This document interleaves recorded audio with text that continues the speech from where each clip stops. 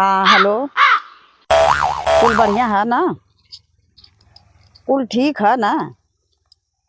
हाँ चला ठीक। अरे कैसन तू रोबत हुआ भाई, का बात ही है? अरे भाई कहाँ बताई, कैसन? हमार तो जिंदगी समझ ज्यादा बेकार हो अरे गई ऐसे कैसे जिंदगी बेकार हो गई है भाई, का बात हो गई? अरे पहले फोनमा रखबू तब न बतियाई। चलो हमारे फोन कट गया, कोनो बात ना। कट गया हाँ भाई। फोन हमारा कट गया। तू बोला बतावा तोरे रहते हम परेशान हो जाई तो ये सही बात है। अरे कितना मन बड़ू तो के परेशान कर दे भाई, जो ना हमके हमरे रहता तो सब परेशान कर दे जो ना। अरे हमार मेरा हमारे पहला डले हाँ है। तो चलो अपन निकलवा जाए, कब से तो पाना डाल दे तो हर मेरा रुआ जाओ ना। अरे भौजी वो पहना ना।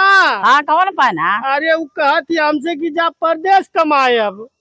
तो कहता अकेले रह जाइबी? हाँ पूछा उसे तो रह जाइए अकेले जाओ ना मेरे तो। अब यह बतिया बतावा हम उसके कैसे बताएंगे। अब ओके समझावा ले तो चलो हम ओके समझाई तो मेरे रुआ के।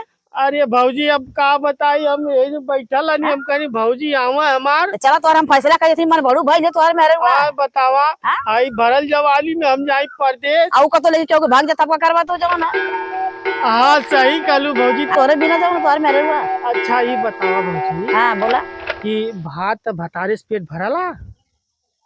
हाँ मैं तो कैसे कैसे पेट भरी दूसरे से? यह बतिया वैसे कहलो तो हमके बतावा।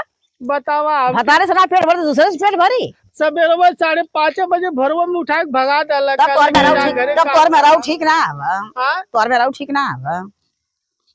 तब तोर मेरा ठीक ना, अपने मेरा समझावा ओकरे जैसे हम समझाई तोरे मेरा के। चल भौजी हाँ इतने मन बड़ू तोरे मेरा भाई लिया तोरे बिना रह जाई। चल भौजी तब कौनो से चक्कर चलत हुई। अरे भौजी तही चल के पता कर लेती तो मजा आए। चलो हम पता कर ले तोरे मेरा के फसली हुई तब जाए तब तो के भगावत ही जाओ ना। भौजी चल। हाँ चल।